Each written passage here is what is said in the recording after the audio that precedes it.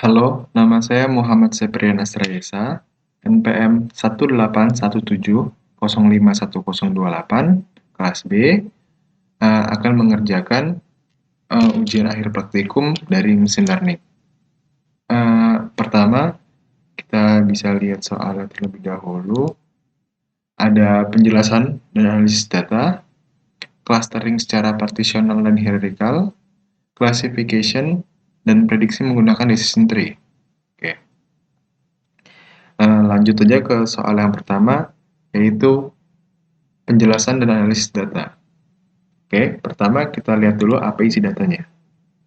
Nah, di sini jadi isi datanya ini adalah sebuah data hasil dari optical radar terhadap tanaman-tanaman.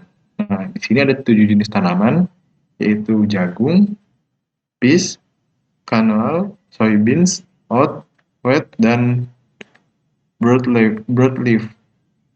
Oke, jadi di sini ada 7 kelas. Nah, untuk atributnya sendiri terdapat 49 dari fitur radar, dan 38 dari optical fitur. Nah, kan ini sebenarnya cuma ada 174 kalau dijumlahin 80 se ya, jumlahnya ada 82. Ya, kalau dijumlahin ini dan ini. Nah, tapi di sini ada dua tanggal, satu tanggal 5 Juli dan 14 Juli 2012 gitu. Jadinya jumlah keseluruhannya ada 174 ditambah satu kelas. Tuh. Di sini sudah dijelaskan satu kelas, F1 sampai F49 itu fitur 5 Juli, polarimetrik. Nah, 50 sampai F50 sampai F98 itu polarimetrik di tanggal 14 Juli dan seterusnya. Ini penjelasannya, jenis-jenis sensornya atau data yang dimasukkan. Oke. Selanjutnya langsung aja ke soal nomor 2, clustering secara partisional dan hierarchical. Oke, kita langsung buka ke RStudio-nya. Oke, di sini ada datanya. Kita pertama buka dulu ke dalam data foldernya.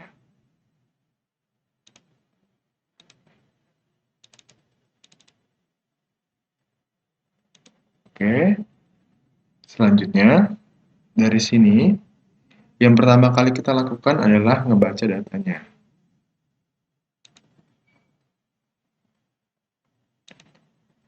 Oke, nah di sini udah ada datanya dalam folder data Winnipeg dataset.txt yang size-nya ada 411 MB.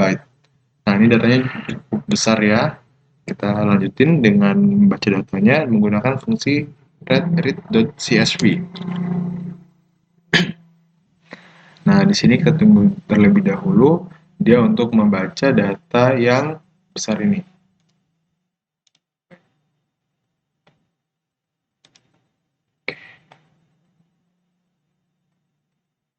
Kita tunggu.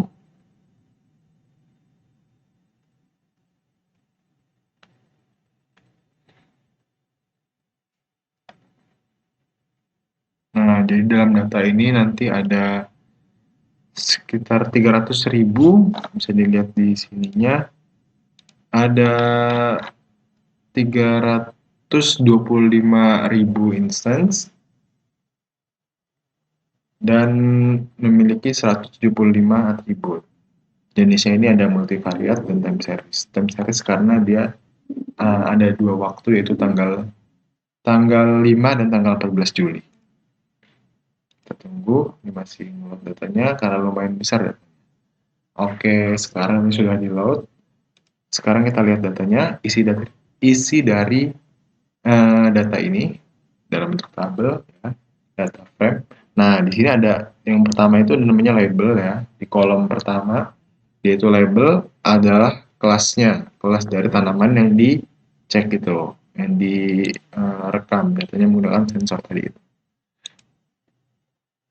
Nah, karena ini sebenarnya datanya itu apa namanya ya, ordinal, kategorikal, jadi kita rubah menjadi bentuk faktor. Oke, kita jadikan faktor di sini.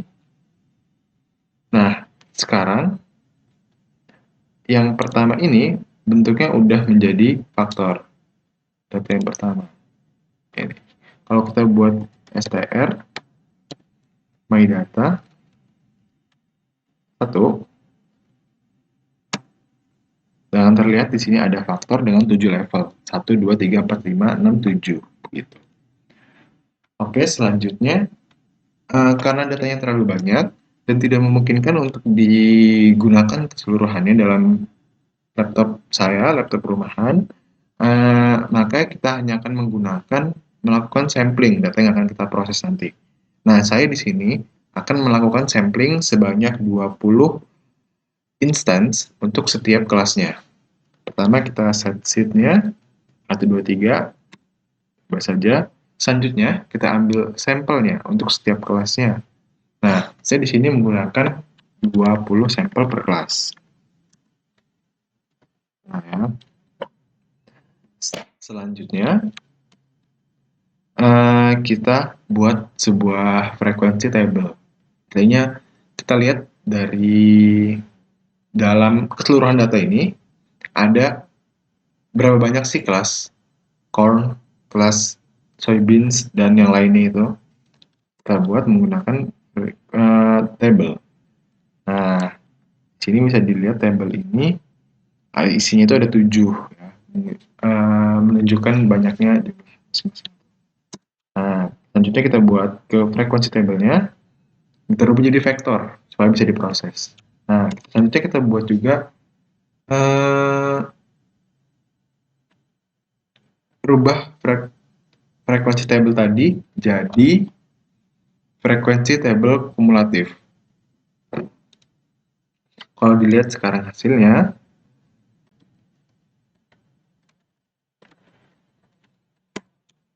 isinya akan seperti ini. Lihat, ini jumlah akhirnya pasti sama dengan jumlah keseluruhan datanya, karena dia kumulatif. Nah, selanjutnya kita lakukan samplingnya di sini nih. Kita buat dulu sebuah data frame kosong. Ini caranya, data frame kosong dengan jumlah atribut yang sama. Nanti kita buat kelas i, ini variabel akan digunakan untuk membantunya. Lalu di sini kita gunakan looping untuk setiap i dalam frekuensi table. Oke, jadi setiap data itu, setiap kelas akan kita ambil sampelnya sebanyak jumlah sampel sudah ditentukan. Kita menggunakan 20 sampel tadi. Oke. Nah, di sini udah kita ambil sampelnya 20 biji setiap kelasnya, maka ada 140 instance. Nah, karena 7 dikali 20. Oke. Lanjut kita buat pattern yang akan digunakan nanti untuk membantu dalam pembuatan grafiknya, dendograf. Nah, di sini kita normalisasi supaya tidak ada data yang mendominasi, tidak ada atribut yang mendominasi atribut lainnya. Oke. Kita normalisasi. Oke. Sekarang udah selesai. Kita siapkan datanya. Data preparation ya. Nah, di sini selanjutnya kita melakukan soal kedua, yaitu partitional dan hierarchical. Oke, selanjutnya kita membutuhkan library DTW untuk membuat objek distance dari time series. Oke, udah kita load. Sekarang objek library DTW-nya.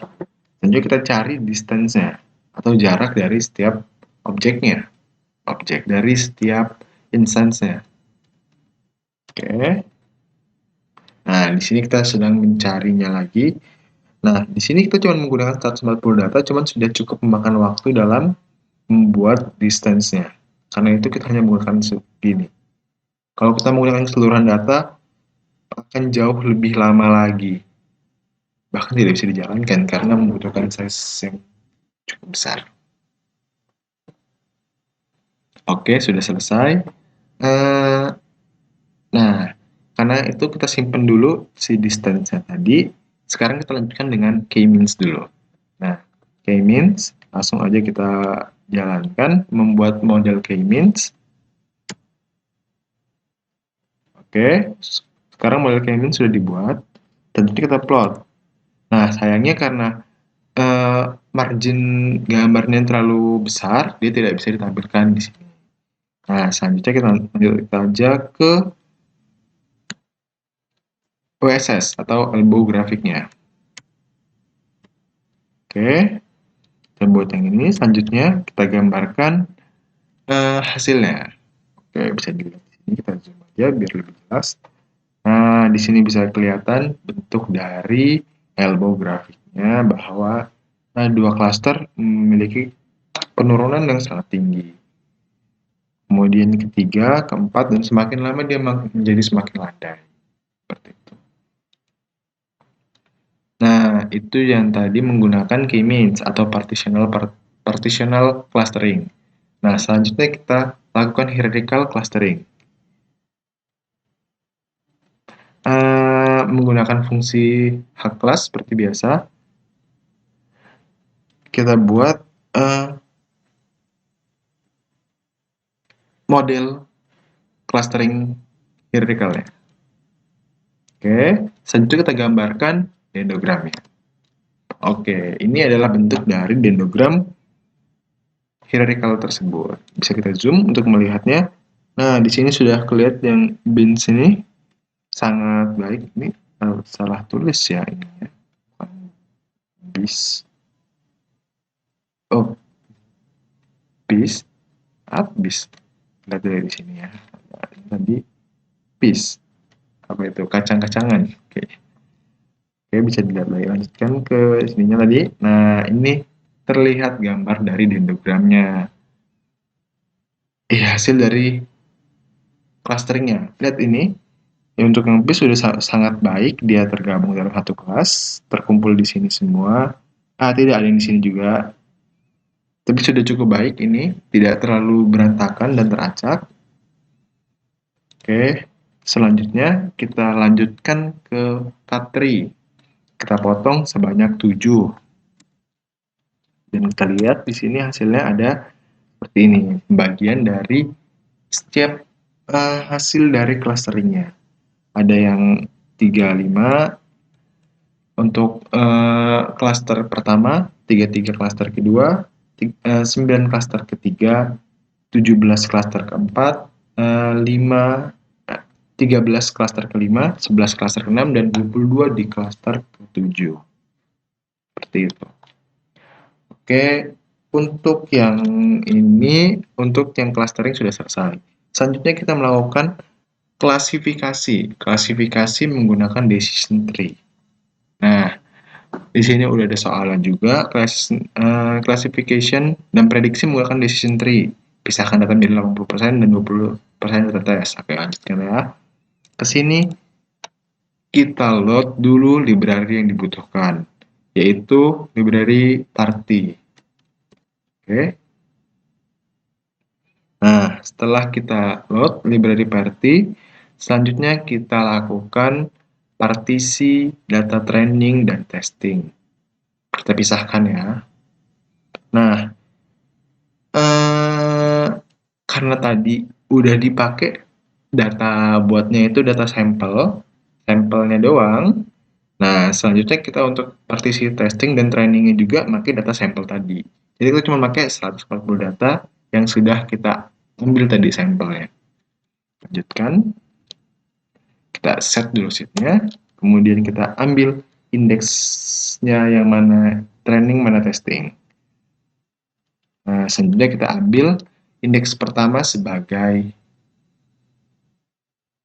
training dan indeks kedua sebagai testing. Oke, setelah dibuat training dan testing, kita lanjutkan dengan membuat model dari decision tree. Nah, dari sini decision tree. Selanjutnya kita buat model dengan decision tree dengan ini, ada fungsi C3 menggunakan parameter label. Label ini kelasnya, kelas yang ditujunya nanti, dan ini data ini adalah data yang digunakan buat trainingnya, variabel-variabelnya, atribut-atributnya di sini kita pakainya. Kita lihat ini sesuai atau enggaknya. Oke, selanjutnya kita buat saja modelnya. Oke, setelah modelnya dibuat, kita lanjutkan dengan melihat hasilnya. Di sini ada hasil dari decision tree-nya. Bisa dilihat di sini, misalnya F54-nya itu kurang dari atau sama dengan min 43 gitu. Nah, karena